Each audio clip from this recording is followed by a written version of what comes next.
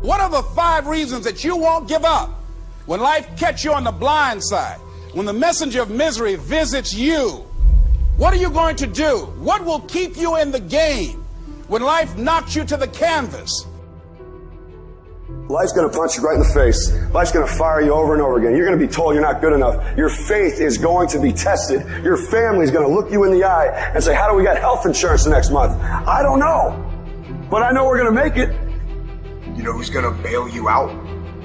You know who's going to come and rescue you? You know who's going to come and save the day? No one. No one's going to come and do it for you. You're going to have to do it all yourself. See, the Buster Douglas that fought in the last fight was not the Buster Douglas that fought Mike Tyson.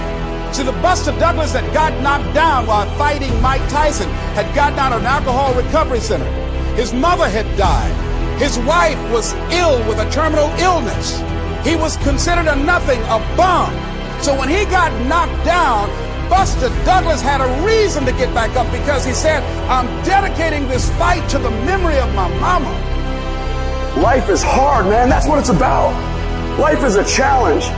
If you don't work as hard as you can, if you don't sacrifice everything, if you don't get rejected and keep coming back for more, if you don't get your loyalty tested and your faith tested, you don't love that thing if you bail out.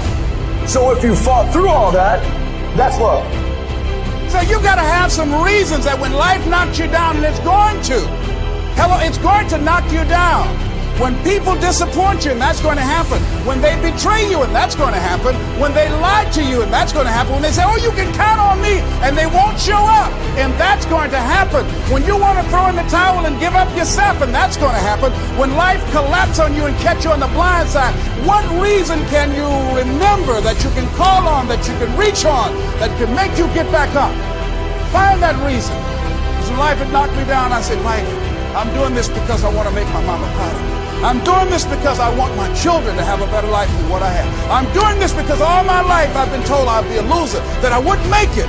I'm doing this to make them a lie. I believe, like Frank Sinatra, he said, the best revenge in life is massive success. I'm doing this so I can become massively successful. And with that kind of courage, with that kind of affirmation and reason to empower me, I got a saying that when life knocks you down, try and land on your back, because if you can look up, you can get up.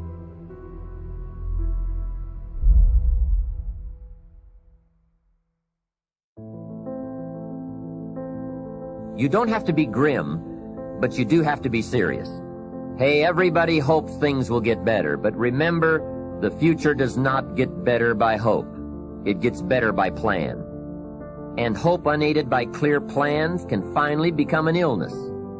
There's a Bible phrase that says, hope long delayed makes the heart sick. It's a sickness. I used to have the illness known as passive hope. It's bad. And there's one that is even worse, and that is called happy hope. That is really bad. The man is 50, and he's broke, and he's still smiling. That's bad. So get serious. Make plans. Put them on paper. My suggestion from experience. There's a phrase from the Bible that goes, without dreams and vision, we perish. How true. Humans have this unique ability to aspire, to dream, to go for something, to become something. Without that, life is not life. We must have dreams and never give up on our dreams. I'd like to share a few ways your use of time are affected by or influence the achievement of your goals. Have you ever thought that without some very clear written goals, you never even need to consider managing your time? Time essentials come from objectives well defined. Time can't be critical if objectives aren't defined. Now you might be one of those uniquely fortunate individuals who can keep all their objectives and purposes clearly defined in their minds and operate from that. But I wouldn't take the chance. Write your goals down and set careful priorities. Sometimes priorities are determined by the season. For a farmer in springtime, the season dictates his most important activities.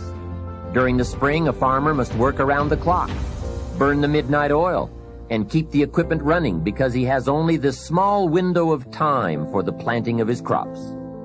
One of the difficulties of living in an industrialized society is the losing of the sense of seasons. When to pour it on, when to ease back, when to take advantage. It's easy to keep going from 9 to 5, year in and year out, and lose a natural sense of priorities and appropriate time. Don't let one year just blend into the next. Keep an eye on your own seasons, lest you lose track of values and substance.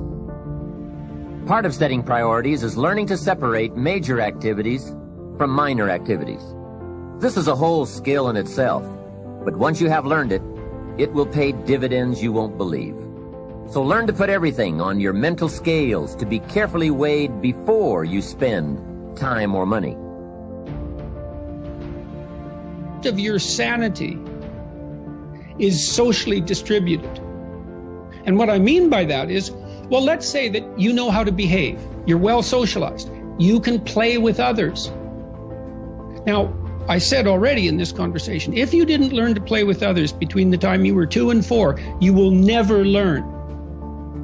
And psychologists have beat their heads against the wall trying to rehabilitate antisocial children. They can't do it after the age of 4. Is that because areas of the brain just don't develop? Well, it seems to be partly because the kids fall farther and farther behind. So let's say you make the leap from egocentric dependence on your mother at 2 and 3 to immersion in a peer group. Well, then you pick peers that are at your same developmental level, and you chase each other up the developmental ladder. And the longer you're out of that, the farther you fall behind. And so, kids, 5-year-old kids might come across another 5-year-old kid who tends to cry too much if they don't get their way. And they'll say, we don't want to play with the baby. And what they're saying is, we have to find someone who's at our developmental level, shares our developmental horizon, so that we can mutually scaffold our further development. Now, they're not going to say that, obviously, but that's the situation. And kids test each other out when they first meet. So do adults. Game. Can you play? Are you playing at the same level as me? I'm playing my game at the level that will further my development. Can you play along with me? If not, well, maybe you're lower in status and I can pull you up as a mentor. Maybe you're higher in status and I can learn from you. But if you're a peer, we can play together.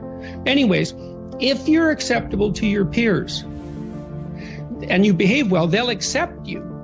And then they tell you all the time if you're acting appropriately. If your jokes are funny, if you're dominating the conversation, if you're bringing something of value to the table. And all you have to do is pay attention to the social cues, and you'll keep yourself regulated. And at the end of the day, you're going to get what you focus on. They're both true. This is both the most amazing time that's ever happened, ever in recorded history. And yet real things that are terrifying are also happening.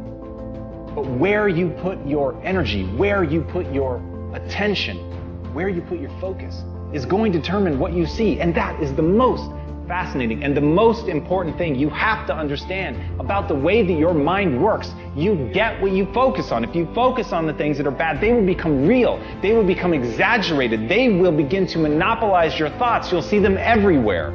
It's called the reticular activating system. Your mind is literally designed to pay attention to the things that you notice. Once you notice a certain car, you see it everywhere. Once you notice a certain dog, you see it everywhere. Once you hear a certain name for the first time, suddenly you realize that that name has been all around you this entire time. But now that you're focusing on it, now that you're looking for it, it is everywhere. So whatever you look for, it's going to be everywhere. If you look for the negative, it'll be there. But if you look for the positive, it will overwhelm you. When you manage something, you do so to keep it going. Well, you don't need to keep time going. You don't even need to watch it. You can be completely unaware of it. You can go to sleep. Doesn't matter. Time just continually moves. Doesn't need you. It doesn't need me. It just keeps moving. We don't need to do time management because there's nothing to manage. It's automatic. It continually moves. What we need to do is priority management. With the time that is continually slipping away from us, we need to manage our priorities to maximize the time we have. So don't manage your time, maximize your time. How? By doing the things that are the most important to do at that moment. Make every day your masterpiece.